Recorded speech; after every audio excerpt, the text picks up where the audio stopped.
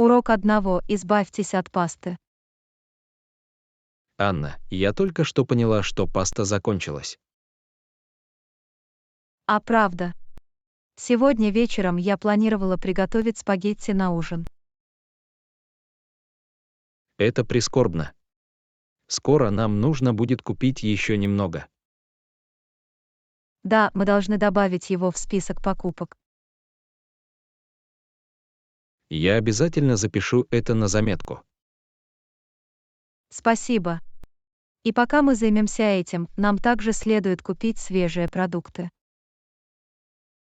Отличная идея. Мы можем использовать фрукты и овощи для салатов и закусок. Абсолютно. Давайте позаботимся о том, чтобы их было множество. Я согласен. Употребление свежих продуктов важно для здорового питания. Безусловно, так оно и есть. Мы должны стремиться к тому, чтобы употреблять его в пищу в большем количестве. Я учту это, когда пойдем за покупками. Спасибо, что напомнили. Добро пожаловать. Всегда хорошо иметь хорошо оборудованную кухню. Это правда. Наличие необходимых ингредиентов значительно облегчает приготовление пищи. Урок 2. Как добраться до моего города. Анна, когда вы посещаете место недалеко от моего города, вы ходите в одиночку или с друзьями? Это зависит от места и цели визита. Иногда я хожу с друзьями, а иногда предпочитаю исследовать окрестности самостоятельно. Понимаю. Есть ли какая-то особая причина, по которой вам нравятся одиночные путешествия? Езда в одиночку дает мне больше свободы и гибкости в моем графике. Я могу заниматься исследованиями в удобном для меня темпе и сосредоточиться на своих интересах. В этом есть смысл. Приятно иметь свободу делать то, что вы хотите во время путешествий. Да, именно так. Но ходить с друзьями также может быть весело, потому что вы можете делиться впечатлениями и создавать воспоминания вместе. Я согласен. Всегда приятно быть в компании и получать удовольствие от путешествия с друзьями. Определенно. Это придает поездке другую динамику. Когда я посещаю новые места, я обычно предпочитаю ходить с друзьями. Гораздо приятнее делиться впечатлениями с другими. Это понятно. Прогулки с друзьями могут сделать путешествие более увлекательным и незабываемым. Урок 3. Современные романы. Анна, я подумываю прочитать несколько современных романов. Есть ли у вас какие-либо рекомендации? Отличный выбор. Мне нравится современная литература. Вы читали какие-нибудь книги Харуки Мураками? Романы Нет, у меня Мураками нет. часто относятся к В категории каком жанре магического он пишет? реализма. В них уникально сочетаются фэнтези и повседневная жизнь. Звучит интригующе. Я обязательно посмотрю его работы. Есть другие предложения. Если вас интересует антиутопическая фантастика, вам может понравиться 1984 Джорджа Оруэлла. Это классический роман, посвященный темам тоталитаризма и слежки. Я слышала о 1984. Это считается шедевром, верно? Я добавлю ее в свой список для чтения. Да, это произведение считается значительным литературным произведением. Еще один популярный современный роман «Бегущие за воздушным змеем» Халеда Хоссейни. Это яркая история, действие которой происходит в Афганистане. Я тоже слышала хорошие отзывы о The Kite Runner. Я обязательно куплю копию. Спасибо за рекомендации, Анна. Добро пожаловать, Джон. Надеюсь, вам понравится их читать. Закончив, расскажите мне, что вы думаете. Урок 4. Обеспечение безопасности ноутбука. Анна, я только что купил новый 15-дюймовый ноутбук. Мне нужно что-то, что сможет надежно его удерживать. Поздравляю вас с новым ноутбуком. Я рекомендую приобрести сумку для ноутбука с обивкой, защищающей его от ударов и ударов. Неплохая идея. Я хочу, чтобы оно оставалось в безопасности во время путешествий. Кроме того, вы можете рассмотреть рюкзак со специальным отделением для ноутбука. Он обеспечивает дополнительную защиту и освобождает руки. Звучит удобно. Я поищу рюкзак с подходящим отделением для ноутбука. Обязательно проверьте размеры отсека, чтобы в него поместился 15-дюймовый ноутбук. Я это учту. Спасибо за совет, Анна. Добро пожаловать, Джон. Я рада, что смогла помочь. Дайте мне знать, если вам нужны еще предложения. Урок 5. Любитель выпечки. Анна, есть еще что-нибудь, что вас интересует, кроме выпечки? Привет, Джон. Да, у меня есть еще несколько хобби и интересов. Одно из них — садоводство. Мне нравится выращивать собственные травы и овощи. Это замечательно. Должно быть приятно собирать свежие продукты в собственном саду. Безусловно, так оно и есть. Есть что-то особенное в том, чтобы есть продукты, которые вы вырастили сами. Я также считаю, что проводить время в саду расслабляет и лечит. Понимаю, почему. Похоже, это отличный способ познакомиться с природой и расслабиться. Абсолютно. Еще одно мое хобби — рисование. Мне нравится экспериментировать с различными художественными техниками и выражать себя с помощью цветов и форм. Это просто фантастика. Живопись может быть прекрасной формой самовыражения. У вас есть любимые средства или стиль? Мне нравится работать акриловыми красками и изучать абстрактное искусство. Мне нравится создавать что-то без ограничений реализма. Звучит интригующе. Абстрактное искусство может быть очень выразительным и открытым для интерпретации. Да, именно это мне и нравится. Это позволяет мне передавать эмоции и идеи более абстрактным и личным способом. Замечательно, что у тебя такие разные интересы, Анна. Они добавляют в жизнь глубину и богатство. Спасибо, Джон. Я считаю, что разнообразие увлечений делает жизнь интересной. Урок 6. Записывание идей. Анна, у меня есть идея для нашего следующего проекта. Нам следует создать подкаст с советами по изучению языка. Звучит интересно, Джон. Мы можем обсудить различные методы и стратегии, которые помогут людям улучшить свои языковые навыки. Именно так. Мы можем затронуть такие темы, как наращивание словарного запаса, грамматические правила и эффективная языковая практика. Думаю, было бы полезно включить интервью с языковыми экспертами, а также поделиться личным опытом изучающих язык. Отличное предложение, Анна.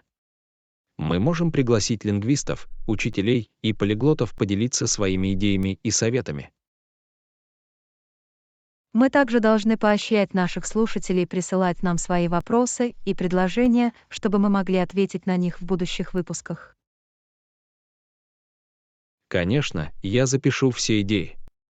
Я с нетерпением жду этого. Этот подкаст может охватить широкую аудиторию и оказать положительное влияние. Совершенно верно, Джон. Изучение языка — популярная тема, и многие люди стремятся найти эффективные стратегии. Наш подкаст может стать для них ценным ресурсом. Согласна, Анна. Мы можем дать практические советы и мотивировать учащихся оставаться последовательными и целеустремленными в изучении языка. Важно сделать эпизоды интересными и интерактивными. Мы можем включать викторины, задания и даже языковые игры, чтобы заинтересовать слушателей. Это отличный способ сделать подкаст интересным и познавательным. Мы хотим, чтобы наши слушатели получали удовольствие от процесса обучения и получали новые знания. Конечно, Джон. Давайте начнем работать над этим проектом подкастов прямо сейчас. Я в восторге от того, как мы можем помочь людям достичь целей в изучении языка. Я тоже взволнована, Анна. Давайте вместе создадим что-то потрясающее и вдохновим изучающих языки по всему миру. Урок 7. Обсуждение расписаний. Анна, я хотела обсудить наше расписание на предстоящую неделю. Вы готовы в понедельник на собрание команды? Да, Джон. Понедельник работает для меня.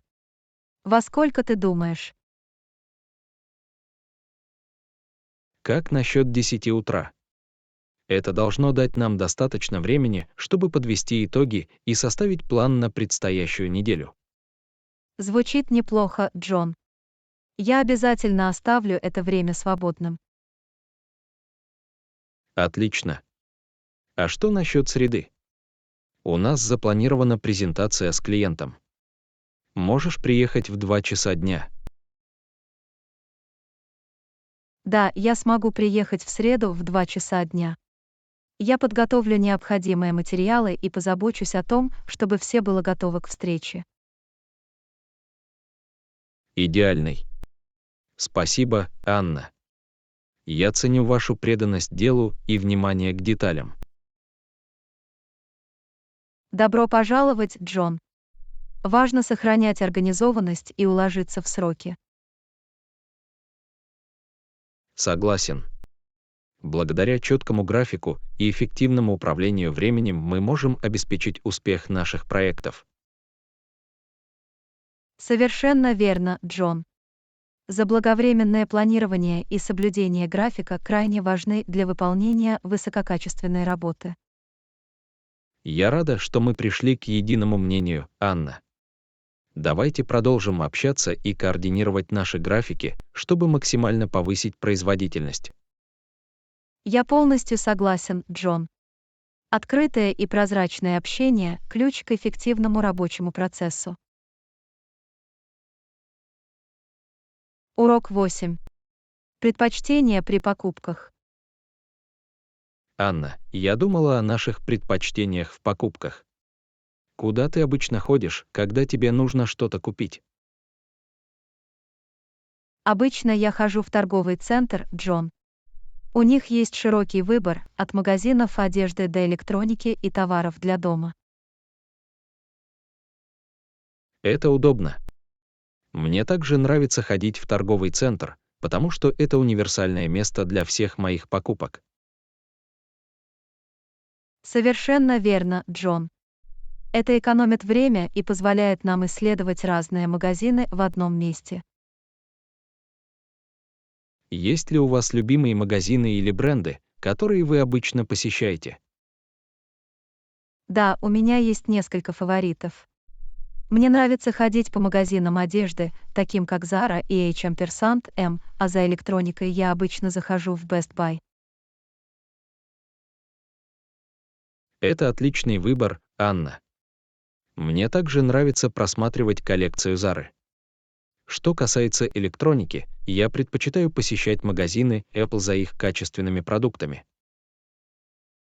Магазины Apple действительно надежны, Джон.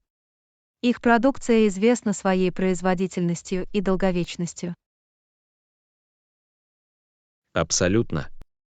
При совершении покупок важно отдавать предпочтение качеству.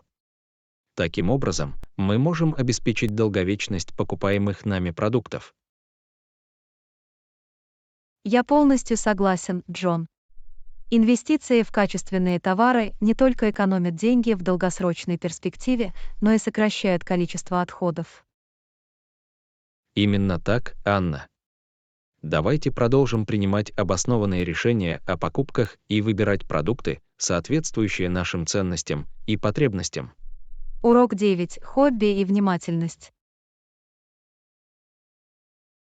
Анна, хорошо иметь хобби, помогающее расслабиться. Вы пробовали осознанность или медитацию как способ расслабиться? Да, Джон. Осознанность — это практика, которую я использую в своей повседневной жизни. Это помогает мне оставаться на месте и снимать стресс. Замечательно, Анна. Внимательность может стать отличным инструментом для управления нашими мыслями и эмоциями. Совершенно верно, Джон. Это позволяет нам развить осознанность и сосредоточиться на настоящем моменте, создавая ощущение спокойствия и ясности. Есть ли у вас какие-либо конкретные техники или практики осознанности, которые вы считаете полезными? Одна из техник, которую я считаю полезной, это осознанное дыхание. Я посвящаю несколько минут дыханию, наблюдая за ощущениями каждого вдоха Звучит и как выдоха. простая, но Это эффективная помогает мне практика, Анна. сосредоточиться и избавиться от Я обязательно напряжения и попробую. отвлекающих факторов. Еще одна практика, которая мне нравится — осознанная ходьба. Я неторопливо гуляю на природе, обращая внимание на окружающие меня виды, звуки и ощущения. Это помогает мне чувствовать себя сосредоточенной и привязанной к настоящему моменту. Мне нравится идея осознанной ходьбы, Анна. Она сочетает в себе преимущества физической активности и внимательности. Похоже, это освежающий способ расслабиться. Совершенно верно, Джон. Занятия, которые приносят нам радость и покой, могут стать прекрасным способом позаботиться о нашем психическом благополучии. Я полностью согласна, Анна. Важно уделять первоочередное внимание уходу за собой и уделять время занятиям, способствующим расслаблению и омоложению. Внедряя внимательность в нашу жизнь, мы можем развить в себе чувство равновесия и улучшить общее самочувствие. Отлично сказано, Анна. Давайте продолжим изучать различные увлечения и практики, которые питают наши умы и души. Я полностью за это, Джон. Давайте отправимся в путь самопознания и найдем то, что находит отклик у каждого из нас. Урок 10. Поощрительная беседа. Анна, я хочу поделиться с вами интересной новостью. Меня только что повысили на работе. Джон, это просто фантастика. Поздравляю вас с повышением по службе. Вы должно быть в восторге. Спасибо, Анна. Я в полном восторге. Это была большая тяжелая работа, но мне приятно получать признание за мои усилия. Рада это слышать. Ваша преданность и преданность делу окупились. Вы заслуживаете этой награды. Я ценю твои добрые слова, Анна. Для меня это очень много значит. Кстати, мы должны отпраздновать это достижение. Как насчет того, чтобы как-нибудь выпить кофе? Звучит как прекрасная идея, Джон. Мне бы очень хотелось отпраздновать ваш успех вместе с вами. Давайте спланируем время встречи. Отлично. Я проверю свое расписание и свяжусь с вами и сообщу доступные даты. Я с нетерпением жду этого момента. Отлично.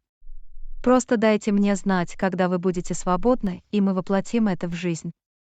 Еще раз поздравляю, Джон. Вы заслужили это повышение.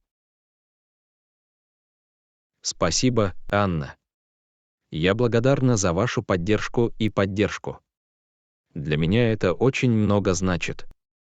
Я скоро свяжусь с вами, чтобы доработать наши планы на кофе. Урок 11. Советы по исследованиям и покупкам. Анна, я планирую поездку в новый город и хочу провести там максимум времени. Есть ли у вас какие-либо предложения о том, как мне заранее провести исследование? Это Джон, хорошие проведение замечания, исследований — Анна. отличная идея для Я обеспечения обязательно изучу эти полноценного ресурсы. путешествия. С Я другой рекомендую стороны, начать с есть ли у вас какие-либо онлайн-путеводителей, советы по форумов и покупкам в блогов. новом городе? Они часто Я хочу содержат избегать ценную туристических информацию и торговых районов рекомендации. и искать уникальные местные магазины. Совершенно верно, Джон. Чтобы избежать туристических торговых районов, попробуйте заглянуть в районы, где местные жители делают покупки. В них часто есть скрытые драгоценные камни и аутентичные товары. Кроме того, если вы обратитесь за рекомендациями к местным жителям, вы можете посетить несколько отличных мест для шопинга. Отличное предложение, Анна. Я обязательно познакомлюсь с местными окрестностями и попрошу совета у жителей. Похоже, это более увлекательный шопинг. Я рад, что ты находишь это полезным, Джон. Помните, что изучение труднодоступных мест может привести к уникальным находкам и оказать поддержку местному бизнесу. Приятного вам шопинга! Спасибо, Анна. Я ценю ваше руководство. Теперь я чувствую себя увереннее в своих исследованиях и планах покупок. Я расскажу вам, как все пойдет. Урок 12. Бюджетные соображения. Анна, я планирую поездку, и мне интересно, сколько денег мне следует сэкономить. Есть предложение по определению бюджета. Джон, сумма, которую вы должны сэкономить на поездке, зависит от вашего стиля путешествия и предпочтений. Вы планируете роскошное или бюджетное путешествие? Я предпочитаю баланс между комфортом и доступностью. Я хочу извлечь максимум пользы из поездки, не тратя лишних средств. Какие-нибудь рекомендации по поиску такого баланса? В этом случае я предлагаю изучить среднюю стоимость проживания, транспорта, питания и развлечений в пункте назначения. Это даст вам приблизительную оценку того, сколько вам нужно сэкономить. В этом есть смысл, Анна. Я проведу небольшое исследование и составлю бюджет на основе этих факторов. Важно иметь реалистичное представление о связанных с этим расходах. Совершенно верно, Джон. Заблаговременное планирование и бюджет помогут вам принимать обоснованные решения и избежать перерасхода средств. Не забудьте также выделить дополнительные средства на непредвиденные расходы. Спасибо за совет, Анна. Я приму все во внимание и составлю бюджет, соответствующий моим целям в путешествии. Мы очень ценим ваши рекомендации. Урок 13. Соблюдение сбалансированной диеты. Анна, в последнее время я стараюсь соблюдать сбалансированную диету. Очень важно заботиться о своем здоровье и благополучии. Джон, приятно это слышать. Сбалансированная диета необходима для обеспечения нашего организма необходимыми питательными веществами. Это здоровый подход к питанию. Безусловно, Анна. Я стала добавлять в пищу больше фруктов, овощей и цельного зерна. Это помогает мне чувствовать себя более энергичной в течение дня. Замечательно, Джон. Фрукты и овощи богаты витаминами и минералами, а цельное зерно содержит клетчатку и другие необходимые питательные вещества. Это отличный способ поддержать общее состояние здоровья. Да, кстати, Анна, я также стараюсь сократить потребление обработанных продуктов и сладких закусок. Я считаю, что это помогает мне поддерживать более сбалансированную диету. Это разумный выбор, Джон. Обработанные продукты часто содержат добавленный сахар, вредные жиры и высокий уровень натрия. Сокращение их потребления может оказать положительное влияние на наше здоровье. Я полностью согласна, Анна. Выбирая здоровую пищу, я чувствую себя более сосредоточенной и продуктивной в течение дня. Удивительно, как наша диета влияет на общее самочувствие. Да, я тоже стараюсь соблюдать сбалансированную диету, Джон. Я считаю, что это помогает мне чувствовать себя более энергичным и повышает уровень концентрации. Это важный аспект ухода за собой. Это просто фантастика, Анна. Приятно знать, что мы оба стремимся заботиться о себе с помощью сбалансированной диеты. Это маленький шаг, который может оказать большое влияние на нашу жизнь. Совершенно верно, Джон. Все дело в том, чтобы принимать осознанные решения и помнить о том, что мы вкладываем в свое тело. Соблюдая сбалансированную диету, мы даем себе наилучшие шансы на оптимальное здоровье. Не могу не согласиться, Анна. Давайте продолжим уделять приоритетное внимание нашему благополучию, соблюдая сбалансированное питание и делая выбор в пользу здоровой пищи. Наше тело скажут нам за это спасибо. Конечно, Джон. Я рад, что мы едины во мнении, что касается заботы о себе с помощью правильного питания. Это наша неизменная приверженность сбалансированному питанию. Урок 14. Утренняя продуктивность. Анна, я считаю, что пробуждение около 6 утра помогает мне работать более продуктивно в течение дня. Удивительно, как раннее утро может задать тон продуктивному дню. Джон, я понимаю, что ты имеешь в виду. Раннее начало дня может дать нам фору и позволить нам выполнить больше задач. Это создает позитивную динамику на оставшуюся часть дня. Именно так, Анна. В ранние часы меньше отвлекающих факторов, а обстановка обычно спокойнее. Это создает благоприятную атмосферу для сосредоточенной работы или личной жизни. Я согласен, Джон. Я также считаю, что утро– прекрасное время для занятий такими занятиями, как медитация или физические упражнения. Это помогает мне сосредоточиться и задает позитивный тон на предстоящий день. Это просто фантастика, Анна. Занятия, способствующие осознанности и физическому благополучию по утрам, могут существенно повлиять на нашу общую производительность и настроение. Да, Джон, кстати, я также использую утренние часы, чтобы планировать свой день наперед. Я считаю, что организация задач и приоритетов по утрам помогает мне сосредоточиться и достигать большего. Это отличная стратегия, Анна. Четкий план на день поможет нам избавиться от чувства усталости и эффективно распределить время и энергию. Совершенно верно, Джон. Все дело в том, чтобы использовать наше утро таким образом, чтобы максимально повысить производительность и настроиться на успех. Составление распорядка дня может быть невероятно полезным.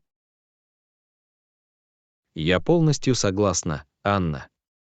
Хорошо структурированный утренний распорядок может обеспечить ощущение стабильности и помочь нам максимально использовать наш день. Это ценная привычка, которую нужно выработать. Да, Джон, и очень важно найти распорядок дня, который подходит нам индивидуально. Мы можем экспериментировать с различными видами деятельности и временем, чтобы узнать, что позволяет нам чувствовать себя наиболее продуктивными и удовлетворенными. Отличное замечание, Анна.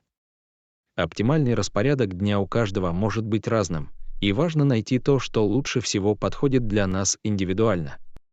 Уделяя приоритетное внимание утрам, мы можем полностью раскрыть свой потенциал. Совершенно верно, Джон. Давайте продолжим использовать силу нашего утра и максимально использовать эти ранние часы. Это возможность подготовиться к продуктивному и насыщенному дню. Не могу не согласиться, Анна. Мы должны использовать потенциал нашего утра и оценить положительное влияние, которое оно может оказать на нашу производительность и благополучие. Урок 15.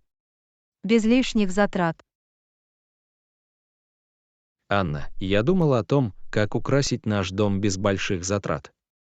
Одна из идей – переработка старой мебели. Вы можете превратить старое во что-то новое и уникальное. Джон, это отличная идея. Переработка не только экономична, но и экологична. Удивительно, как свежий слой краски или некоторые творческие изменения могут вдохнуть новую жизнь в старую мебель.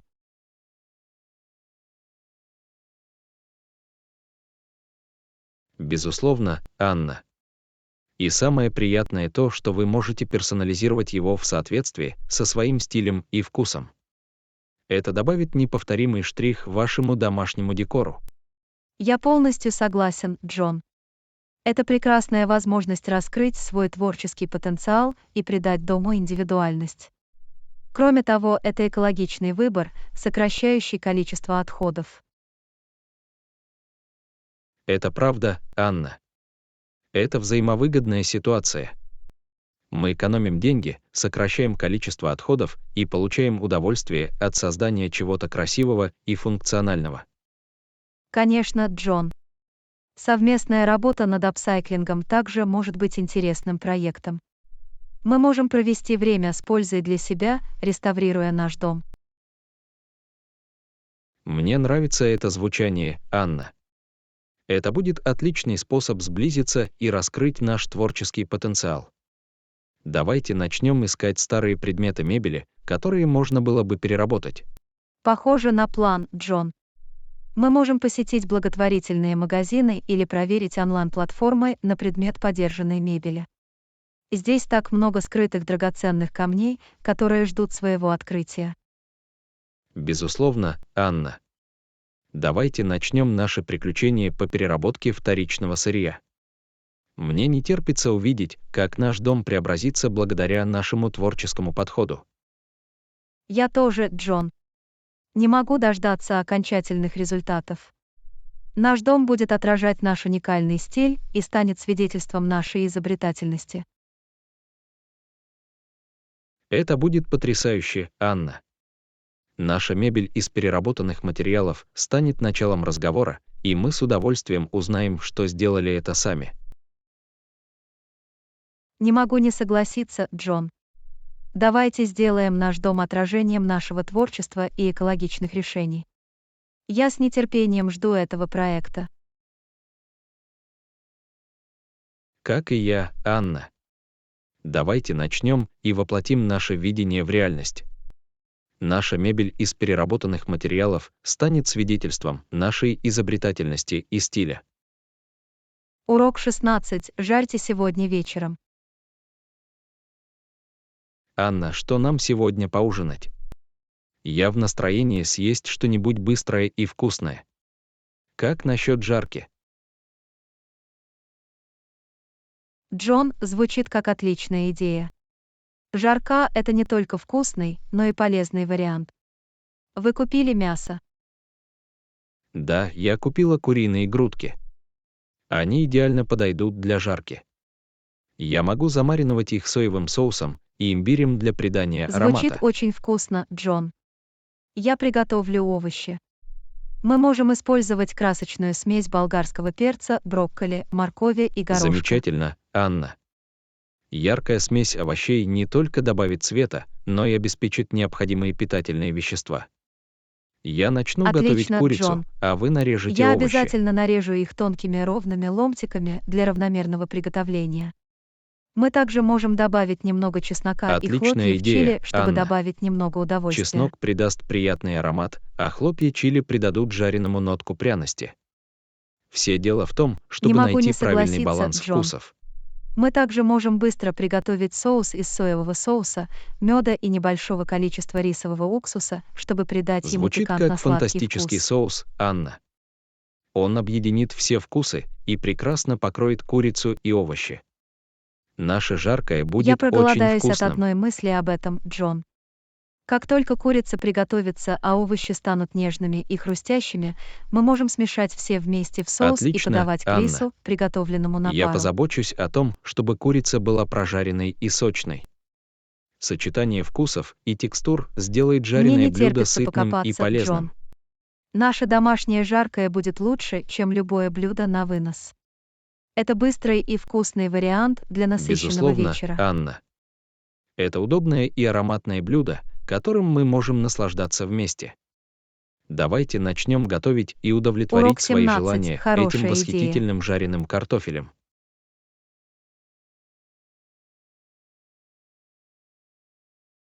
Анна, я тут подумала, что на кухне должен быть хороший выбор фруктов и овощей. Они необходимы для здорового питания. Джон, это хорошая идея. Фрукты и овощи обеспечивают нас жизненно важными питательными веществами и способствуют нашему общему благополучию. Именно так, Анна. Мы всегда должны иметь Они их под не только рукой. добавляют цвет и свежесть нашим блюдам, но и содержат широкий спектр витаминов, минералов и Я антиоксидантов. полностью согласен, Важно Джон. включать их в Мы свой должны ежедневный стремиться к рацион. разнообразию фруктов и овощей, чтобы получать разнообразные питательные вещества. Разные Верно, цвета Анна. часто указывают на разные Например, профили листовые питательных зеленые веществ. овощи, такие как шпинат и капуста, богаты витаминами А с И К, а также железом и Совершенно кальцием. верно, Джон. А яркие фрукты, Также неплохо такие по как апельсины возможности и покупать ягоды, сезонные богаты продукты. витамином С и антиоксидантами. Сезонные фрукты и овощи часто свежие, Не вкуснее могу и не доступнее. согласиться, Анна. Сезонные продукты не только ароматнее, но и помогают местным фермерам и уменьшают выбросы углекислого газа, Еще один связанные с совет. транспортировкой. Планируйте свое питание на основе фруктов и овощей, которые у нас есть. Мы можем добавлять их в салаты, смузи, жареное мясо или Отличное даже готовить предложение, основные Анна. блюда на основе Сделав овощей. фрукты и овощи главной героиней, мы можем обеспечить их регулярное употребление и пользование ими И для давайте не здоровья. будем забывать о важности правильного хранения. Некоторые фрукты и овощи лучше хранить в холодильнике, а другие лучше хранить при комнатной Безусловно, температуре. Анна.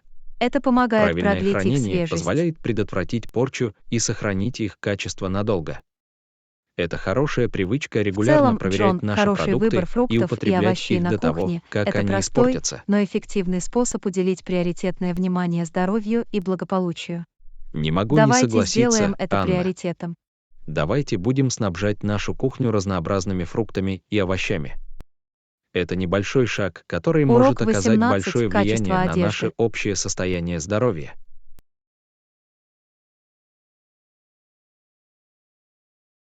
Анна, вы заметили качество одежды в наши дни? Мне кажется, она уже не так хороша, как раньше. Джон, я тоже это заметила. Кажется, что некоторые вещи не так долго служат, как раньше. Да, именно так. В прошлом месяце я купил рубашку, и в ней уже есть дырка. Это разочаровывает. Это прискорбно. У меня был похожий опыт с джинсами. Швы разошлись после нескольких стирок. Очень неприятно, когда вы тратите деньги на что-то, но они не выдерживают ожиданий. Я скучаю по тем временам, когда одежда была создана на долгий Я срок полностью службы. согласен. Такое ощущение, что быстрая мода взяла верх, а качество поставлено под угрозу. Абсолютно. Я думаю, что когда речь идет об одежде, важно отдавать предпочтение качеству, а не количеству. Определенно. Инвестиции в качественные изделия могут обойтись дороже, но в долгосрочной перспективе они, как правило, более долговечны. Это хорошее замечание. Думаю, я начну более избирательно подходить к покупке одежды и сосредоточусь на поиске более качественных вещей. Отличный подход, Джон.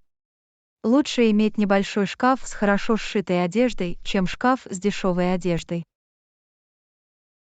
Не могу не согласиться, Анна. Качество всегда должно быть приоритетом, когда речь идет об одежде, которую мы носим. Урок 19. Сообщение в полицию.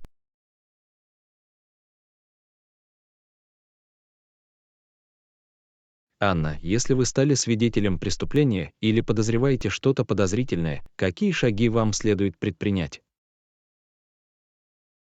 Джон, важно немедленно сообщить об этом в полицию. Они обучены справляться с такими ситуациями.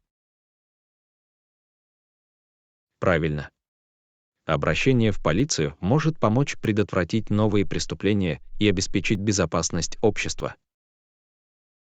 Абсолютно. Лучше проявлять осторожность и сообщать о любых подозрительных действиях, чем игнорировать их. Я согласен. Мы как граждане обязаны вносить свой вклад в безопасность и благополучие нашего сообщества. Если вы что-то видите, скажите что-нибудь. Это девиз, которому мы должны следовать. Именно так. И даже если вы не уверены, стоит ли что-то сообщать, лучше проявить осторожность. Это правда. Полиция может оценить ситуацию и определить необходимый курс действий. Кроме того, важно постоянно связываться с полицией, если у вас есть дополнительная информация или ситуация обострится.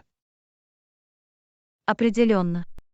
Получение информации и сотрудничество с правоохранительными органами могут существенно изменить ситуацию. XXX.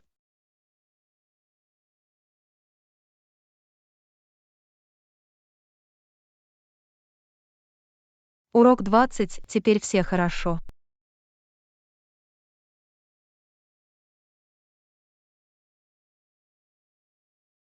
Анна, я слышала, что вчера в нашем районе возникла проблема. Теперь все в порядке. Джон, да, произошел небольшой инцидент, но теперь все хорошо. Ситуация разрешилась. Это очень приятно слышать. Надеюсь, все участники живы и невредимы. К счастью, никто не пострадал. Это было скорее недоразумение, чем что-либо другое. Я рада, что в этом не было ничего серьезного. Всегда важно уделять приоритетное внимание безопасности нашего сообщества. Абсолютно. Мы всегда должны стремиться поддерживать чувство безопасности и гармонии в нашем районе. Согласен. Приятно осознавать, что наше сообщество устойчиво и может эффективно справляться с такими ситуациями. Этот инцидент послужил для нас напоминанием о необходимости проявлять бдительность и заботиться друг о друге. Определенно. Мы должны продолжать активно поддерживать безопасную и мирную обстановку для всех. Урок 21. Стильно и практично.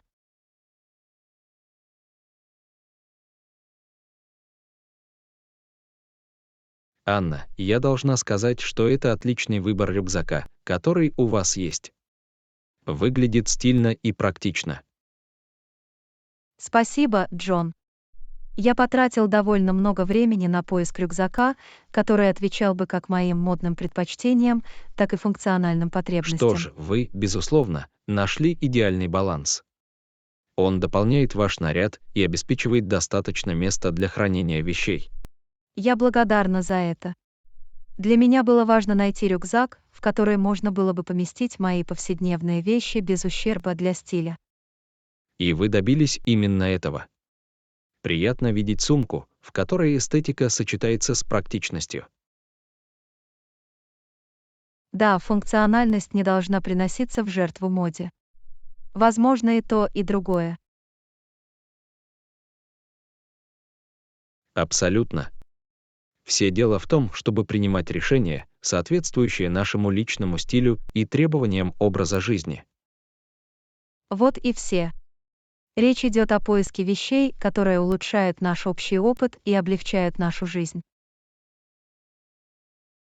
XXX.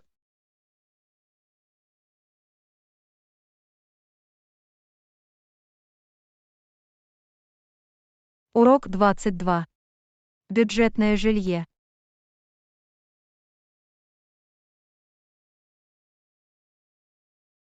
Анна, я планирую поездку и посмотрела цены на отели. Я хочу, чтобы цена за ночь соответствовала моему бюджету. Какова средняя Джон, цена? средняя цена за номер в отеле в этом районе соответствует вашему бюджету.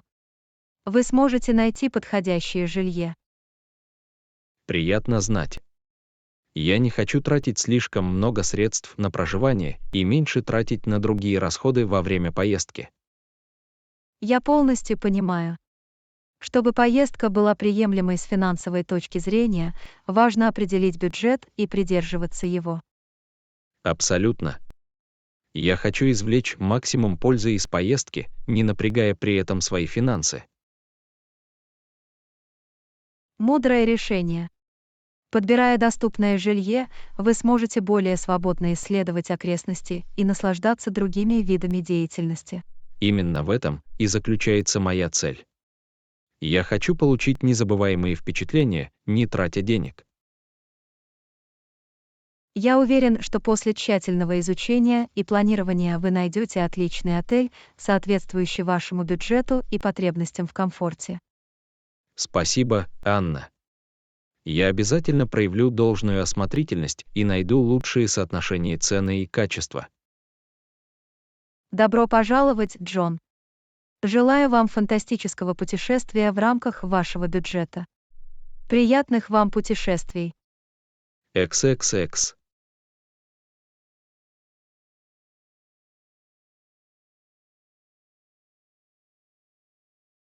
Урок 23. Эксперименты и рекомендации.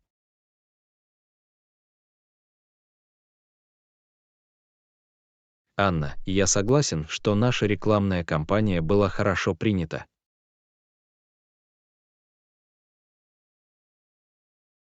Джон, я рада это слышать. Положительные отзывы обнадеживают.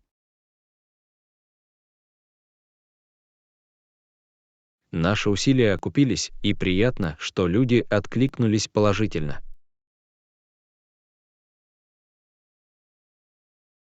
Безусловно, всегда приятно видеть, как мы ценим нашу тяжелую работу.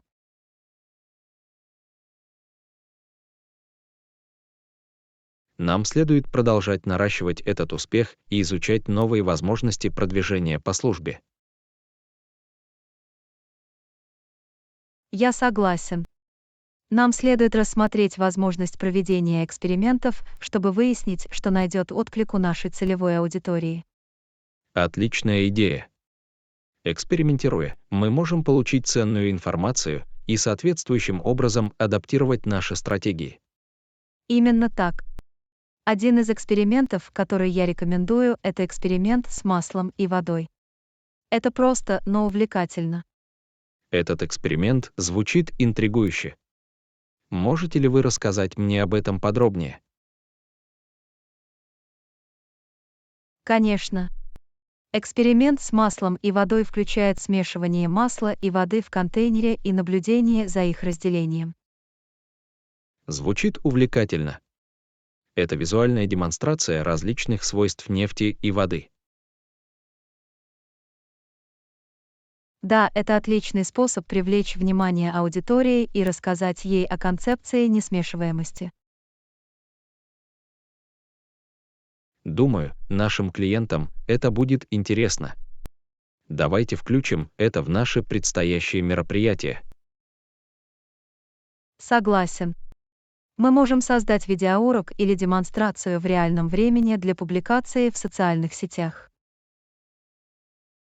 Отличное предложение. Это поможет нам охватить более широкую аудиторию и повысить интерес к нашему бренду. Я рада, что вы так думаете. Я запишу это на заметку и начну планировать необходимые ресурсы для эксперимента. Отличная идея. Уверена, всем она понравится. Я тоже запишу это на заметку и поделюсь с командой. Идеальный. Давайте работать вместе, чтобы этот эксперимент увенчался успехом и продолжим привлекать наших клиентов. Абсолютно. Наша приверженность инновациям и интересному контенту позволит нам выделиться на рынке.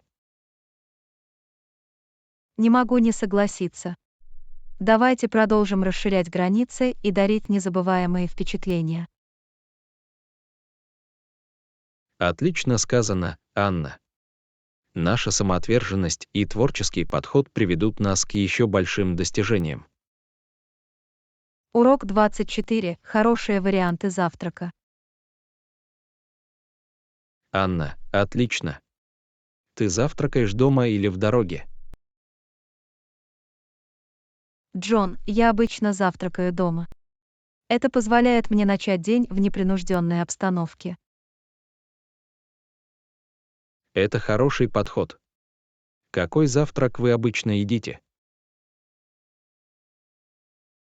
Мне нравится сбалансированная еда, состоящая из цельного зерна, фруктов и источника белка.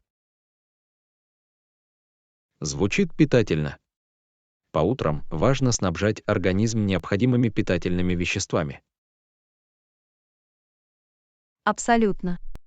Здоровый завтрак заряжает энергией и задает тон всему остальному дню. Я согласен. Это отличный способ ускорить обмен веществ и поддерживать оптимальную производительность. Ты тоже завтракаешь дома, Джон. Честно говоря, я часто завтракаю в дороге. По утрам у меня плотный график. Понимаю. Многие люди ведут стремительный образ жизни, и им сложно найти время для завтрака дома. Да, это правда. Я стараюсь выбирать удобные варианты, такие как протеиновые батончики или стаканчики для йогурта, которые можно взять с Это собой. хороший выбор. Важно отдавать предпочтение удобству без ущерба для питания. Абсолютно. Я обязательно читаю этикетки и выбираю продукты с минимальным содержанием добавок и сахара. Это разумный подход. Очень важно внимательно относиться к ингредиентам и делать осознанный выбор. Спасибо, Анна. Я считаю, что осознанное решение о завтраке задает позитивный тон всему дню. Не могу не согласиться, Джон. Начало дня с питательного завтрака способствует общему благополучию. Урок 25. Помощь друг другу.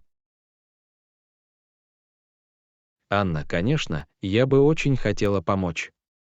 Что ты ищешь?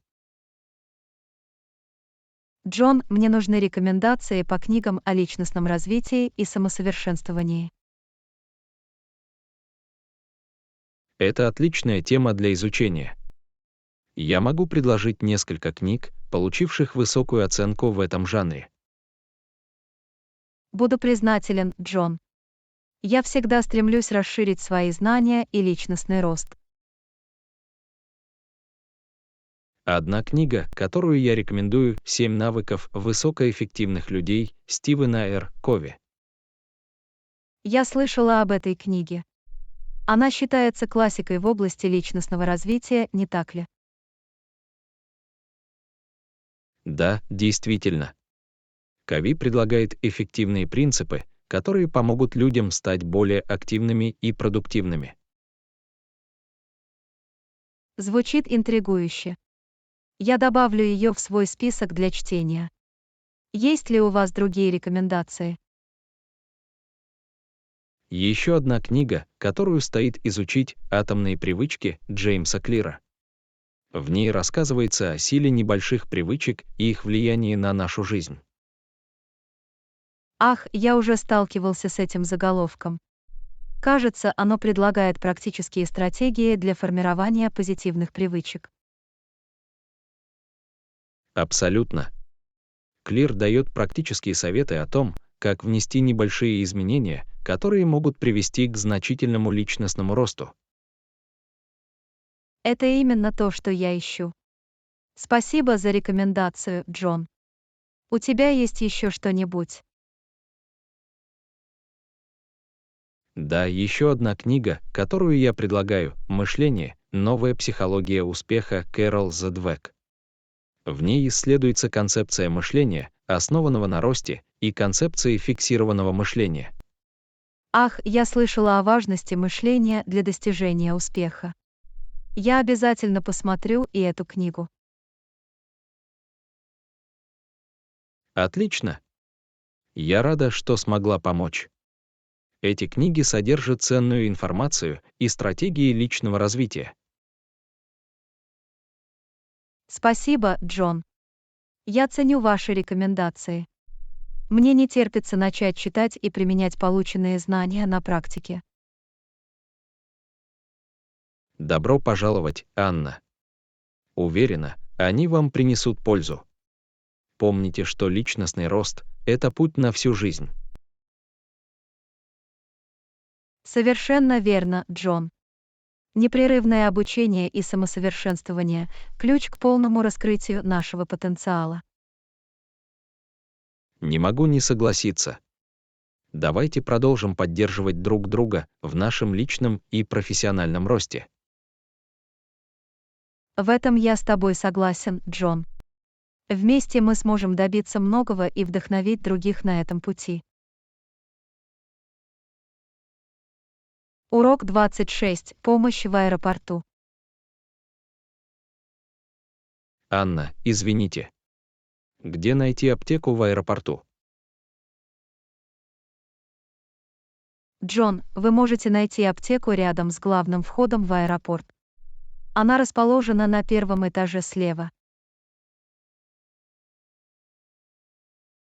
Спасибо, Анна. Мне нужно взять с собой лекарство перед полетом.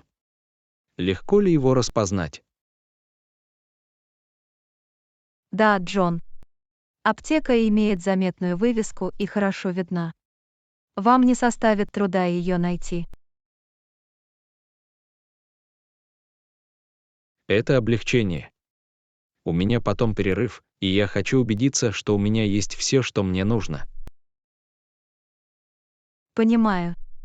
Всегда лучше быть готовым, особенно во время путешествий. Могу ли я вам чем-нибудь еще помочь? На самом деле да. Мне также нужно купить зарядное устройство для телефона. Вы знаете, есть ли поблизости магазин электроники? Совершенно верно, Джон. На втором этаже, рядом с фудкортом, есть магазин электроники. У них есть широкий выбор аксессуаров для телефонов, включая зарядное устройство. Отлично. Я пойду туда после посещения аптеки. Спасибо за помощь, Анна. Добро пожаловать, Джон. Счастливого путешествия и дайте мне знать, если вам нужно. Урок 27. Изучение окрестностей. Анна, вы заметили, что музей находится всего в 10 минутах ходьбы от нашего отеля? Да, Джон, я видела это на карте. Для нас это довольно удобно.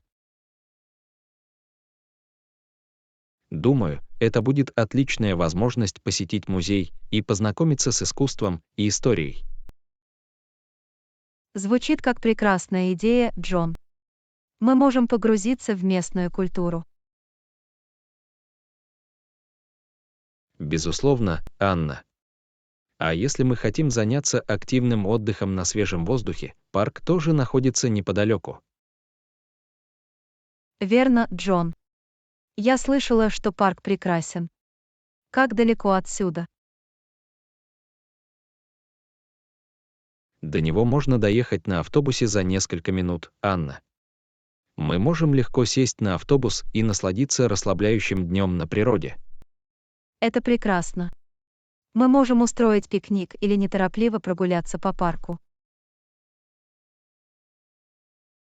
Именно так, Анна. Это будет освежающая смена обстановки вдали от городского шума и суеты.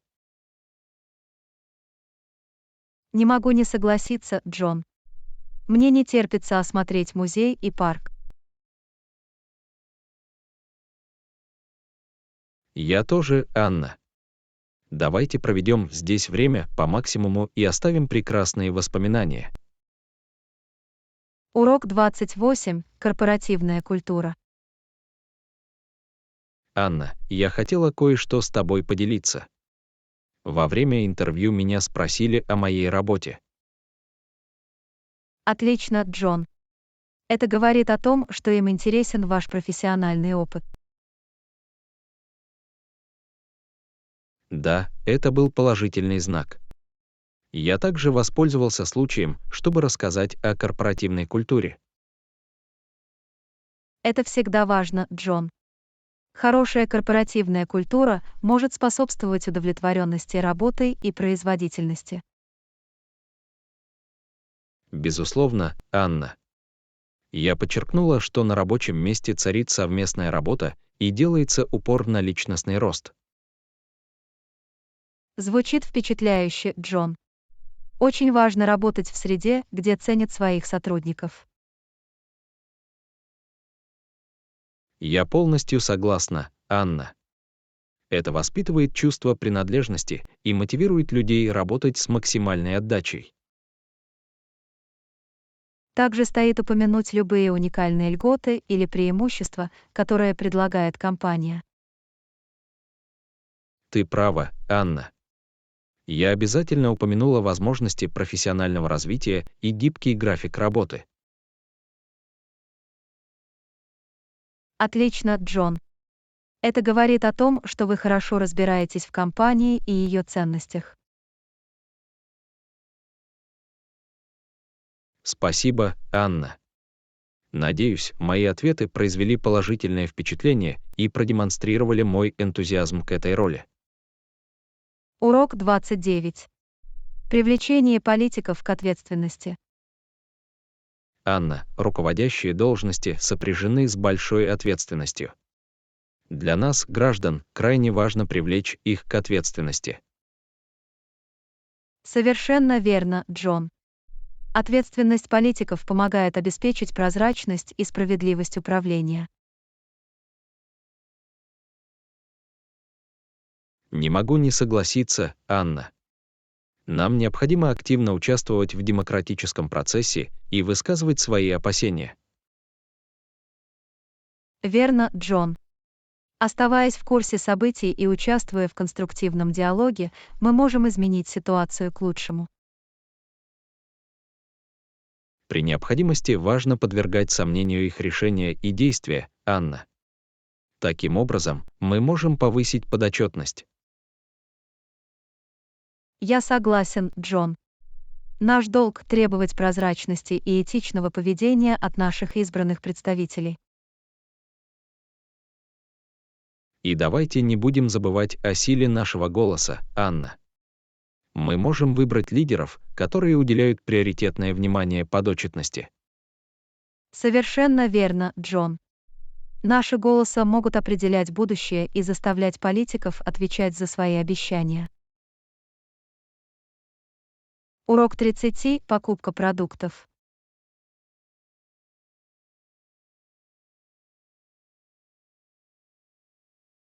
Анна, возможно, нам придется купить свежий шпинат и помидоры в продуктовом магазине. Хорошая идея, Джон. Мы можем использовать их для приготовления полезного салата на ужин. Я тоже так думаю, Анна. Давайте позаботимся о том, чтобы мы приобретали экологически чистые продукты самого высокого качества. Согласен, Джон. Органические овощи обычно не содержат пестицидов и содержат больше питательных веществ. Мы также можем выбрать другие ингредиенты для дополнения салата, например, сыр фета и бальзамическую заправку. Звучит очень вкусно, Джон. Я с нетерпением жду освежающей и питательной еды. Не забудьте проверить, достаточно ли у нас дома оливкового масла и уксуса, Анна. Отличное замечание, Джон. Всегда приятно иметь эти продукты в нашей кладовой. Урок 31. Посещение аптеки. Анна, мне нужно сходить в аптеку за лекарствами. Вы знаете, есть ли поблизости какие-нибудь надежные лекарства? Джон, всего в нескольких кварталах отсюда есть аптека с хорошей репутацией. У них есть широкий выбор лекарств и квалифицированный персонал, который может помочь вам. Приятно это слышать, Анна. Важно иметь надежную аптеку, предлагающую качественную продукцию и предлагающую профессиональные консультации. Совершенно верно, Джон. Очень важно выбрать аптеку, которой вы доверяете, особенно если речь идет о вашем здоровье и благополучии. Я полностью согласна, Анна. Кстати, знаете ли вы, есть ли у них фармацевт, который ответит на мои вопросы о моем лекарстве? Да, Джон. В аптеке, о которой я упоминал, работает специализированный фармацевт, который может предоставить ценную информацию и решить любые ваши проблемы. Это обнадеживает, Анна. Всегда полезно иметь квалифицированного медицинского работника, который поможет нам в выборе режима лечения. Конечно, Джон. Фармацевты играют решающую роль в обеспечении безопасного и эффективного использования лекарств. Они могут предоставить ценную информацию и советы. Приятно знать, Анна. Я ценю твою рекомендацию. Обязательно зайду в эту аптеку и посоветуюсь с фармацевтом. Добро пожаловать, Джон. Я рада, что смогла помочь. Не забудьте взять с собой рецепт или любую соответствующую медицинскую информацию при посещении аптеки. Безусловно, Анна. Важно иметь все необходимые документы, чтобы убедиться, что я получаю правильные лекарства и дозировку. Верно, Джон. Предоставляя фармацевту точную информацию, вы сможете получить индивидуальную медицинскую помощь и избежать любых потенциальных рисков или взаимодействий. Понимаю, Анна. Очень важно уделять приоритетное внимание здоровью и принимать обоснованные решения, когда речь идет о лекарствах. Надежная аптека– ценный ресурс в этом отношении. Конечно, Джон. Дайте мне знать, если у вас есть другие вопросы или вам нужна дополнительная помощь. Я здесь, чтобы помочь. Спасибо, Анна. Я ценю вашу поддержку. Я буду держать вас в курсе моего визита в аптеку и советов, которые я получаю от фармацевта. Добро пожаловать, Джон. Мне не терпится узнать о вашем опыте. Береги себя и будь здоров. Я так и сделаю, Анна. Еще раз спасибо. Я обязательно буду уделять приоритетное внимание своему здоровью и максимально использовать услуги, предоставляемые аптекой. Урок 32. Политика в отношении некурящих. Анна, я хочу сообщить вам, что на всей территории отеля запрещено курение. Ничего страшного. Джон, это приятно слышать. Всегда приятно находиться в среде, свободной от табачного дыма.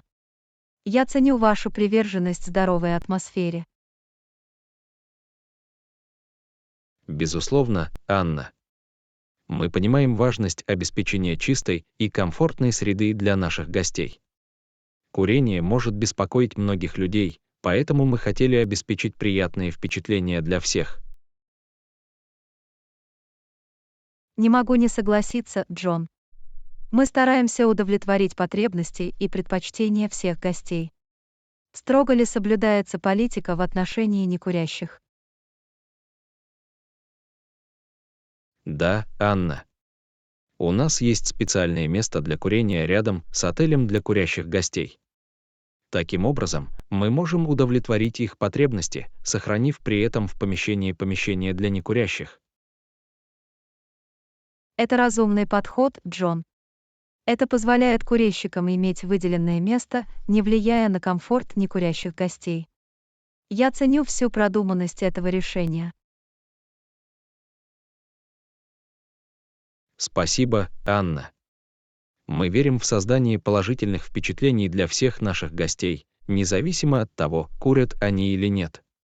Предлагая специально отведенное место для курения, мы можем найти баланс, обеспечивающий удовлетворение потребностей каждого. Приятно это слышать, Джон. Это говорит о том, что вы ставите во главу угла благополучие и комфорт своих гостей. Уверен, многие оценят вашу политику некурящих. Спасибо за добрые слова, Анна. Мы стремимся предоставить нашим гостям наилучшие впечатления, и политика некурящих является лишь одним из аспектов этого обязательства. Рад это слышать, Джон. Приятно осознавать, что, посещая ваш отель, я смогу не курить. Уверен, что и другие почувствуют то же самое. Мы с нетерпением ждем встречи с вами и другими гостями в нашем отеле «Анна». Обеспечение приятной и комфортной обстановки – наш главный приоритет, и мы рады, что для достижения этой цели мы ввели политику некурящих. Спасибо, Джон. Я ценю вашу преданность делу обеспечения положительных впечатлений для ваших гостей. Приятно знать, что я могу наслаждаться своим пребыванием, не беспокоясь о курении. Урок 33. Делитесь опытом. Анна, недавно я попробовала новый ресторан в городе и получила фантастические впечатления. Еда была очень вкусной, а обслуживание безупречным. Джон, звучит замечательно. Я всегда в поиске новых ресторанов. Не могли бы вы рассказать мне больше о ресторане? Конечно, Анна. Ресторан специализируется на средиземноморской кухне. Здесь вам предложат широкий выбор блюд, вдохновленных ароматами Греции, Италии и Испании. А правда. Обожаю средиземноморскую кухню. Какие блюда вы попробовали? Я попробовал их фирменные блюда, блюда из морепродуктов на гриле со свежей рыбой, креветками и кальмарами. Оно было идеально приготовлено и приправлено травами и специями, которые прекрасно подчеркивали вкус. Звучит очень вкусно, Джон. От одной мысли об этом я проголодаюсь. У них тоже были вегетарианские блюда. Да, Анна. В их меню был отдельный раздел, посвященный вегетарианским блюдам. Я попробовал их мусаку из баклажанов, и это было просто невероятно. Сочетание жареных баклажанов, помидоров и плавленного сыра было просто восхитительным. Приятно это слышать, Джон. Всегда приятно, когда рестораны удовлетворяют разным диетическим предпочтениям. Случилось ли вам попробовать десерты? Да, я не устояла перед тем, как попробовать их пахлаву, традиционную греческую выпечку. Оно было сладким, слоеным и наполненным орехами и медом. Это было идеальное завершение фантастического ужина. А я обожаю пахлаву. Это один из моих любимых десертов. Я рада, что вам довелось насладиться им. Судя по вашему опыту, мне обязательно скоро придется посетить этот ресторан. Очень рекомендую, Анна. Сочетание вкусной еды, внимательного обслуживания и уютной атмосферы сделало этот ужин незабываемым для меня. Уверена, вам тоже понравится. Спасибо, что поделились своим опытом, Джон. Всегда полезно выслушать личные рекомендации. Обязательно зайду в ресторан и попробую те аппетитные блюда, о которых вы упомянули. Добро пожаловать, Анна. Я рада помочь. Надеюсь, вы тоже отлично поужинаете там. Приятного аппетита! Я так и сделаю, Джон. Еще раз спасибо за то, что поделились. Я с нетерпением жду возможности посетить ресторан и насладиться ароматами Средиземноморья. Урок XXX. 34. Изменения в диете. Анна, поэтому в последнее время я пытаюсь внести некоторые изменения в свой рацион. Джон, отлично. Что побудило тебя внести эти изменения? Что ж, в последнее время я чувствую вялость и недостаток энергии, поэтому я подумала, что улучшение диеты может помочь. Это разумное решение, Джон. Какие изменения вы вносите? Я начала добавлять в пищу больше фруктов и овощей. Вместо того, чтобы перекусывать чипсами, я теперь предпочитаю свежие ягоды или морковные палочки. Это отличный способ увеличить потребление витаминов и минералов. Заметили ли вы разницу в своем самочувствии? Удивительно, но да. В течение дня я чувствую себя более энергичной, и мое пищеварение также улучшилось. Приятно это слышать, Джон. Удивительно, как небольшие изменения в нашем рационе могут так сильно повлиять на наше общее самочувствие. Безусловно, Анна. Я также стараюсь сократить потребление обработанных продуктов и готовить больше блюд дома, используя цельные ингредиенты. Приготовление пищи в домашних условиях – отличный способ контролировать, что входит в вашу еду. Вы открыли для себя новые полезные рецепты. Да, я экспериментировал с различными комбинациями салатов и домашними смузи. Было интересно исследовать новые вкусы и ингредиенты. Звучит очень вкусно, Джон. Всегда интересно попробовать новые рецепты и найти более здоровую альтернативу нашим любимым блюдам. Это определенно так, Анна. Я также внимательно слежу за размерами порций и стараюсь питаться внимательнее, наслаждаясь каждым кусочком. Осознанное питание – отличная практика, Джон. Оно помогает нам ценить пищу и предотвращает переедание. Вы сочли это полезным? Безусловно, Анна. Это заставило меня лучше понять, что мое тело испытывает чувство голода и сытости, и теперь я получаю удовольствие от еды как никогда. Это просто фантастика, Джон. Продолжайте в том же духе, и я уверен, что вы и дальше будете ощущать преимущества изменений в питании. Спасибо за поддержку, Анна. До сих пор это был позитивный путь, и мне не терпится увидеть, как оно еще больше улучшит мое здоровье. Урок 35. Поиск правильных слов.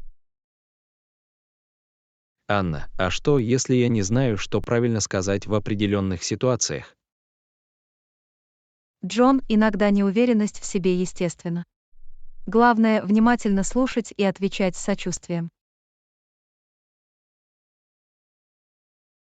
В этом есть смысл, Анна. Но что, если я боюсь сказать что-то не то и непреднамеренно оскорбить чьи-то чувства? Важно относиться к разговорам с добротой и уважением, Джон. Если вы не уверены, вы всегда можете задать уточняющие вопросы, чтобы лучше понять точку зрения собеседника. Понимаю. Итак, потратив время на то, чтобы понять точку зрения другого человека, я смогу ответить более эффективно. Совершенно верно, Джон. Эмпатия и активное слушание – мощные инструменты общения. Они позволяют вам общаться с другими людьми и реагировать на них таким образом, чтобы вы проявляли заботу. Это обнадеживает, Анна. Иногда я боюсь, что не смогу подобрать нужные слова, и это мешает мне выразить себя. Помните, Джон, коммуникация – это навык, который со временем можно развить. Совершать ошибки и учиться на них – это нормально. Главное – продолжать стараться. Ты права, Анна. Все дело в практике и открытости к обучению. Я буду работать над тем, чтобы самовыражаться увереннее. Отличный настрой, Джон. Доверяйте себе и верьте, что у вас хорошее намерение. Со временем и практикой вам станет удобнее находить правильное слово. Спасибо за поддержку, Анна. Я ценю ваш совет и буду продолжать работать над улучшением своих коммуникативных навыков. Добро пожаловать, Джон. Помните, что у каждого бывают моменты неуверенности, но проявив терпение и практику, вы обретете больше уверенности в себе. Просто будьте собой и говорите от всего сердца. Я так и сделаю, Анна. Спасибо за поддержку. Я настроен более оптимистично в отношении самовыражения в будущих беседах. Урок 36. Вкусная кухня. Анна, вы недавно пробовали вкусную кухню? Джон, на прошлой неделе у меня была потрясающая тайская еда. Ароматы были невероятными. А, правда? Я никогда раньше не пробовал блюда тайской кухни. Какие блюда вы ели? На десерт я ел пад-тай, зеленое карри и липкий рис с манго. Сочетание сладких, пряных и острых вкусов было восхитительным.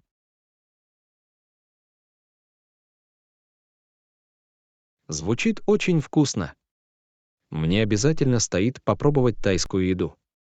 Есть ли у вас какие-либо рекомендации для такого новичка, как я? Конечно. Если вы любитель лапши, пад-тай – отличный выбор. Это блюдо с жареной лапшой с сбалансированным сочетанием вкусов. Зеленое карри также популярно, но оно может быть довольно острым, поэтому приготовьтесь. Я это учту. Мне нравится острая еда, поэтому грин керри может быть хорошим вариантом для меня. Есть ли в тайской кухне вегетарианские или веганские блюда?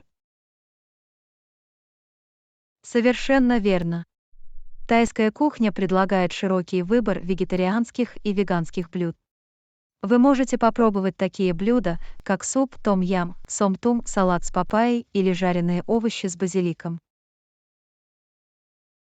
Приятно это слышать. Я предпочитаю варианты на растительной основе, поэтому я рад, что есть варианты. Я уже с нетерпением жду возможности попробовать блюда тайской кухни. Уверена, тебе понравится, Джон. Тайская еда известна своими яркими вкусами и свежими ингредиентами. Расскажите мне, как пройдет ваше кулинарное приключение. Я определенно так и сделаю, Анна. Спасибо, что познакомили меня с тайской кухней. В ближайшее время я обязательно загляну в несколько тайских ресторанов в моем районе. Добро пожаловать, Джон. Я рада, что смогла поделиться с тобой своей любовью к тайской кухне. Надеюсь, вы прекрасно поужинаете. Уверена, что так и сделаю, Анна. Мне не терпится насладиться этими восхитительными ароматами. Урок 37. Кленовая тропа. Анна, я слышала, что ты планируешь отправиться в путешествие по тропе. Звучит отлично. О какой тропе вы думали? Джон, я рассматривала вариант кленовой тропы. Я слышал, что отсюда открываются потрясающие виды и возможность полюбоваться красотой осенней листвы. Это замечательно. Я слышал, что в это время года Maple Trail окрашивается в яркие цвета. Это была бы отличная возможность погрузиться в природу. Совершенно верно, Джон. Меняющиеся листья создают живописную обстановку. Это идеальный способ насладиться отдыхом на свежем воздухе и насладиться красотой сезона. Не могу не согласиться, Анна. Прогулки по природным тропам это фантастический способ расслабиться и познакомиться с окружающей средой. Я с нетерпением жду этого опыта. Это будет освежающий отдых от шума и суеты повседневной жизни. Природа омолаживает наш дух и дарит ощущение спокойствия. Ты абсолютно права, Анна. Время, проведенное на природе, успокаивает ум и позволяет нам ценить окружающие нас чудеса. Мне не терпится отправиться в это приключение. Это будет незабываемое путешествие, Джон. Мне не терпится увидеть красоту кленовой тропы и оставить незабываемые воспоминания. Рассчитывай на меня, Анна. Я обязательно приготовлюсь к тропе и возьму с собой все необходимое для комфортного и приятного времяпрепровождения. Звучит отлично, Джон. Мы также можем взять с собой камеру, чтобы запечатлеть захватывающие дух виды по дороге. Это будет отличная возможность запечатлеть наше приключение. Безусловно, Анна. Я обязательно возьму с собой фотоаппарат и запечатлю суть тропы. Мы можем поделиться своим опытом и вдохновить других исследовать чудеса природы. Не могу не согласиться, Джон. Наше приключение даст возможность оценить окружающую среду и побудить других начать собственные исследования. Я с нетерпением жду нашего пляжного отдыха, Анна. Это будет возможность расслабиться, понежиться на солнце и насладиться шумом волн. Я тоже, Джон. Мне не терпится почувствовать теплый песок под ногами и искупаться в океане. Это идеальный способ расслабиться и зарядиться энергией. Звучит просто восхитительно, Анна. Я рада поделиться с вами своими пляжными приключениями и создать прекрасные воспоминания вместе. Точно так же, Джон. Мне не терпится узнать о ваших впечатлениях и поделиться своими пляжными приключениями. Это будет фантастический обмен историями и возможность поучиться друг у друга. Не могу не согласиться, Анна. Давайте по максимуму насладимся пляжным отдыхом и создадим сокровищницу незабываемых моментов. Урок 38. Планы тематических парков. Анна, в прошлый раз мне было очень весело в тематическом парке. Скоро мы должны спланировать еще одну поездку. Джон, я полностью согласен. Тематический парк был просто потрясающим. Нам обязательно стоит поехать снова и оставить еще больше потрясающих воспоминаний. Я рада, что ты на борту, Анна. Думаю, это отличная идея провести еще один день, полный приключений, в парке. Здесь так много интересного и интересного.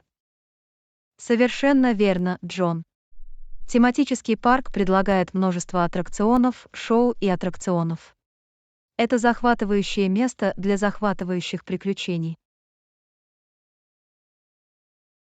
Не могу не согласиться, Анна. Мы должны составить список всех аттракционов и достопримечательностей, которые мы хотим попробовать. Таким образом, мы сможем максимально использовать время, проведенное там. Отличное предложение, Джон. Мы можем заглянуть на сайт парка, узнать, какие у них новые достопримечательности, и соответствующим образом спланировать свой день. Это гарантирует, что мы ничего не упустим. Отличная идея, Анна. Нам также следует проверить, пройдут ли какие-либо специальные мероприятия или шоу в день, когда мы планируем посетить. Было бы здорово посмотреть одно из них. Конечно, Джон. Это добавило бы в наш день дополнительный элемент развлечения. Мы можем запланировать поездки на время шоу, чтобы получить максимум удовольствия от нашего визита. Безусловно, Анна. Все дело в том, чтобы получить максимальное удовольствие и создать незабываемые воспоминания. Мне не терпится снова испытать на себе удовольствие от поездок. Я тоже, Джон. Прилив адреналина от катания на американских горках и других захватывающих аттракционах непревзойденный. Не могу дождаться, когда снова почувствую это волнение.